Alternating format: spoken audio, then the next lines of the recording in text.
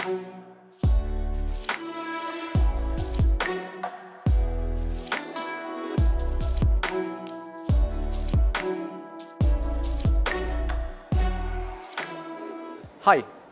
today we will be talking about something related to your career, but we can always apply it on personal level, which is the difference between training and development. We know that as an employee, we always seek to equip ourselves with the latest changes of technology, performance standards, industry changes and updates, occupational updates. However, at personal level, we need always to think about, are we updated about our established standards? So we will discuss training and development with the logic of personal and employee perspective. Training in general is obtaining new knowledge, skills, or improving my attitude with respect to specific context of work or context of life. So for example, as a father, I can attend training to improve my skills in relation, for example, dealing with my kids. As an employee, I can attend training to obtain, let's say, an updated knowledge about Kuwait labor law or about a new theory of personal development.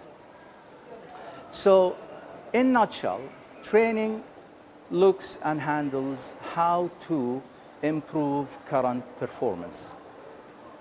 Also, training needs to be very specific and targets specific deficiency in behavior or knowledge. So, for example, if a person has motivation skills that he or she doesn't like or cannot interact positively with his or her manager, if this is related to an attitude, training cannot tackle it or fix it.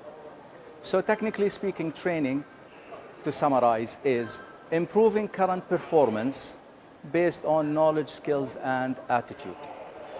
If we consider the other perspective, which is development, development is a long-term preparation where I aspire to seek a specific position or a skill or knowledge over a period of time in order to expedite such application. So for example, under development, if I would like to be a senior manager, and now I am a manager, I would like to ask myself, what are the skills, knowledge, and attitude that are needed for the position of senior manager, cross-examine them to my current KSA, which is knowledge, skills, and attitudes, and see where is the difference, what I'm missing.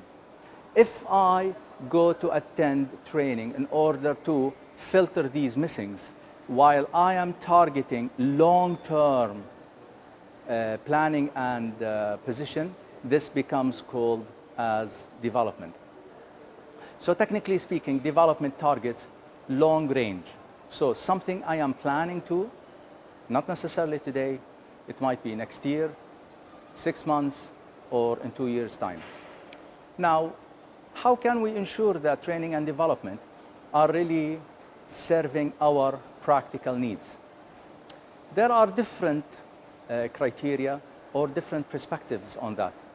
But before we indulge in such details, we need first to highlight that training and development, they have to be specifically oriented toward a specific skill or knowledge or attitude or either or a combination of.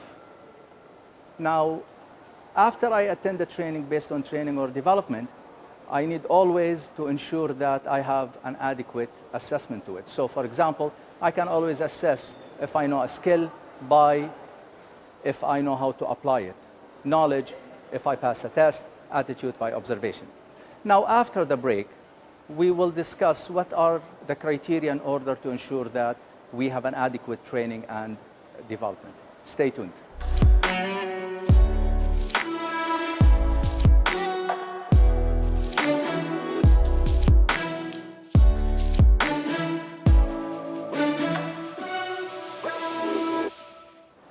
Welcome back. As we said before the break, that training is helping us to improve or enhance our existing CAS, knowledge, skills, and attitude, or equipping us with new CAS. Development will do the same, however, over a long period of time. So, if you would like to say that I am attending a training now, the subliminal message, or as they say, read between my lips, that you are trying to enhance or improve current perspective. If you would say that I'm going through a track of development, it means that we're targeting something in the future. Now, before I discuss the criteria for effective training and development, I would like to highlight a linguistic perspective. In the field of training and development, if we say, for example, I would like to improve my selling skills, compared to by saying I would like to enhance my selling skills. If I would say improve, it means that my existing selling skills are not up to standards and they are negative in a way of my expectation, and I would like to make them better. If I would say I would like to enhance, it's like I am making a self-perception that they are as is positive and I want to make them even better. Now, the critical question where it comes to critical reality, how do I know my training and development are effective? First, they need to satisfy a predefined need or objective.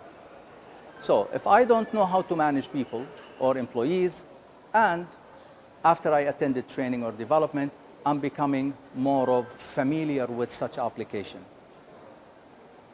If I have an attitude issue with working with others, for example, and after training, I see that such a challenge has been taken care of. So I need to see an evidence related to my work to substantiate the fact that this intervention was positive. Two, this intervention, training and development, must be tailor-made, meaning no off-the-shelf hamburger business.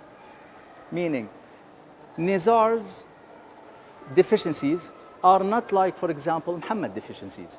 So if I would like to develop Nizar for his current performance and future performance, I need to know exactly the analysis of Nizar's KSA in order to indulge Nizar in the adequate courses. Three, there is no cut and paste. Cut and paste means what's applicable in the West is not necessarily applicable here. Also, good theories are applicable in the States and in the UK. However, when it comes to Kuwait, due to cultural effect, we will have a lot of challenges. So if you would like to use theories or application or approaches, or even external consultants, you need to ensure that they are aligned to local values and culture norms. Four, also training and development usually come with different types. So for example, it can be traditional in class, it could be online, it could be through, for example, coaching, it could be through mentoring, different tools and perspectives.